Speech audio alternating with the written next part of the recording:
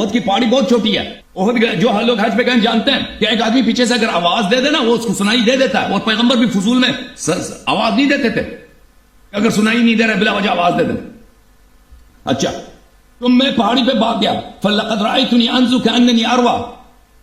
تو میں نے دیکھا کہ میں اس طرح تیز بھاگ رہا ہوں کہ جیسے میں پہاڑی بکری ہوں. خود عمر کے الفاظ ہیں کہ میں اس طرح تیز بھاگ رہا تھا. ابھی میں ختم کروں کہ میں پہاڑی بکری ہوں. تو اس کے اپنے الفاظ ہیں کہ بھاگ گیا بھاگنے والوں میں سے ہے اور یہ پہاڑی پہ چڑھنے والوں میں سے ہے. حافظ کی طرف سے جناب عمر رضی اللہ تعالیٰ عنہ پر یہ اعتراض کیا جاتا ہے کہ آپ جنگ احد سے نعوذ باللہ بھاگ گئے تھے اور آپ ایک پہاڑی بکری کی طرح بھاگ رہے تھے. یہ روافظ کے اعتراضات ہوتے ہیں اور بطور حجت وہ جن دلائل کا سہارا لیتے ہیں یا جو روایات پیش کرتے ہیں انشاءاللہ تبارک و تعالیٰ ان کی اسنادی حیثیت پر آج آپ احباب کے سامنے تفصیلی کلام بھی کریں گے. لیکن اس سے قبل چند اصولی باتیں جو میں آپ احباب کے سامنے پیش کرنا چاہتا ہوں اس کو سمجھنا بھی نہایت ہی ضروری ہے. روافظ کے ہاں صحابہ کرام علیہم رضوان پر تو بھاگ جانے والا اعتراض اور بالخصوص سیدنا عمر پر تو یہ اعتراض کیا جاتا ہے. لیکن خود روافظ کا اصول کیا ہے ذرا اس کو ملاحظہ کریں. ملا باقر مجلسی یہ روافظ کے نہایت ہی معتبر عالم ہیں. انہوں نے اپنی کتاب حیات القلوب کے اندر اس بات کی صراحت کی ہے کہ جب دشمن اور کفار کی طاقت مسلمانوں سے زیادہ ہو تو اس صورت میں مسلمانوں کا جنگ سے بھاگ جانا یہ اللہ تعالیٰ کا فضل ہے.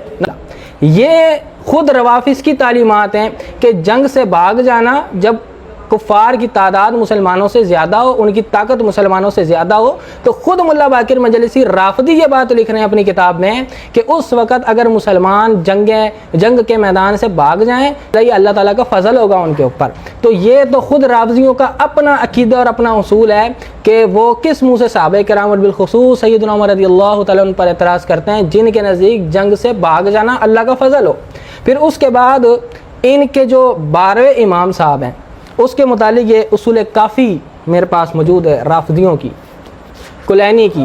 اس کے اندر کلینی صاحب نے لکھا ہے 12ویں امام کے متعلق کہ وہ جو غار کے اندر ہیں نا غار کے اندر جو وہ غائب ہیں وہ پتہ ہے کیوں ہیں؟ وہ اس وجہ سے کہ خوف کے مارے کہیں ان کا کوئی پیٹ نہ پھاڑ دے. تو اس ڈر اور خوف کی وجہ سے وہ غار کے اندر اس وقت غائب ہیں. تو جن کے امام غار کے اندر اس خوف سے چھپے ہوئے ہوں وہ مذہب آج سیدنا عمر رضی اللہ تعالیٰ عنہ پر اعتراض کر رہا ہے. نہ ہی ان کے اندر کوئی شرم ہے نہ ہی ان کے اندر کوئی خوف خدا ہے. ان کے اپنے مذہب کا حال تو یہ ہے کہ ان کے جو ائمہ ہیں وہ اس ڈر اور خوف سے چھپے ہوئے ہیں کہ کہیں کوئی ان کا پیٹ نہ پھاڑ دے. اور وہ عمر جس نے ہر میدان میں اپنی جابازیاں دکھائیں ہر میدان میں کفار کو للکارا ہر میدان میں کفار کے سامنے کھڑے رہے اس عمر رضی اللہ تعالیٰ عنہ پر یہ اعتراض کرتے ہیں.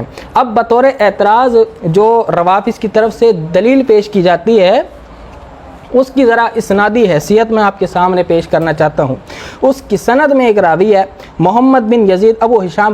اب اس راوی کے متعلق امام ذہبی نے میزان الاعتدال کے اندر یہ بات ارشاد فرمائی نقل کی کہ امام بخاری رحمہ اللہ فرماتے ہیں کہ محمد بن یزید ابو حشام تو ہے وہ امام بخاری فرماتے ہیں کہ تمام محدثین کا اس بات پر اتفاق و اجماع ہے کہ یہ راوی ضعیف ہے.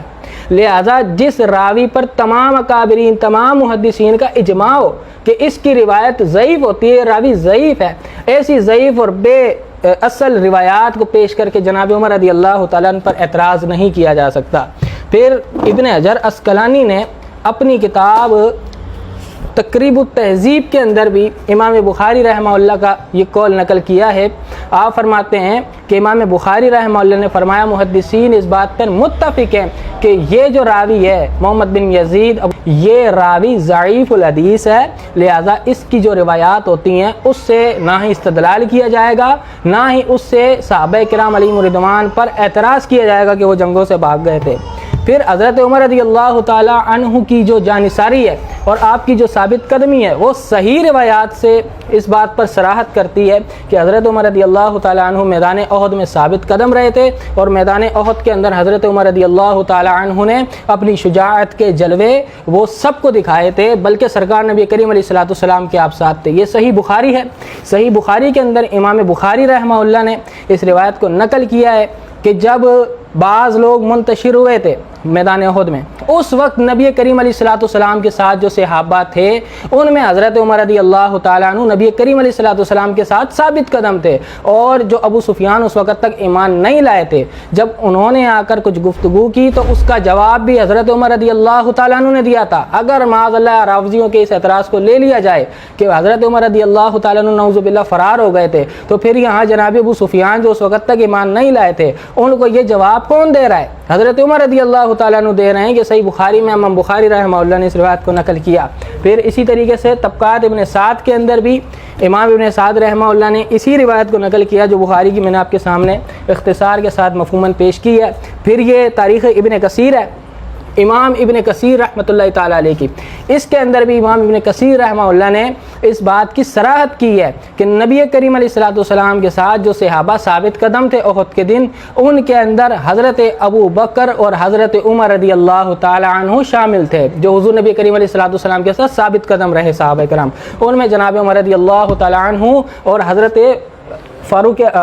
ابو بکر صدیق رضی اللہ تعالیٰ عنہ کا نام موجود ہے۔ پھر یہ کہتے ہیں کہ جی ان کی جنگ دکھائیں، انہوں نے کون سے کافروں سے مقابلہ کیا، تو یہ امام جلال الدین سیوطی رحمہ اللہ کی کتاب ہے الخصائص الکبریٰ، امام جلال الدین سیوطی رحمہ اللہ اس کے اندر نقل کر رہے ہیں یہ روایت کہ حضرت عمر رضی اللہ تعالیٰ عنہ نے کفار کے ایک دستے کے ساتھ باقاعدہ ان سے مقابلہ کیا، ان سے جنگ کی اور ان کو پہاڑی پر چڑھنے سے روکا اور ان کو بھگا دیا۔ باقاعدہ حضرت عمر رضی اللہ تعالیٰ عنہ نے میدان احد میں کفار کے ساتھ قتال کیا، ان سے جنگ کی اور کافروں کو حضرت عمر نے کیا کیا؟ بھگا دیا۔ یہ صحیح روایت امام سیوطی نے خصائص الکبریٰ کے اندر نقل کی ہے، جو اس بات کی جو ہے نا شاہد ہے کہ حضرت عمر رضی اللہ تعالیٰ عنہ نعوذ باللہ جنگ سے بھاگے نہیں تھے، بلکہ انہوں نے کافروں کو بھگایا تھا، انہوں نے کافروں کے خلاف قتال کیا تھا، اور کافر ان سے خوف زدہ ہو کر ان کا مقابلے میں آ کر ان سے شکست کھا کر جو ہے وہ میدان احد سے بھاگے تھے۔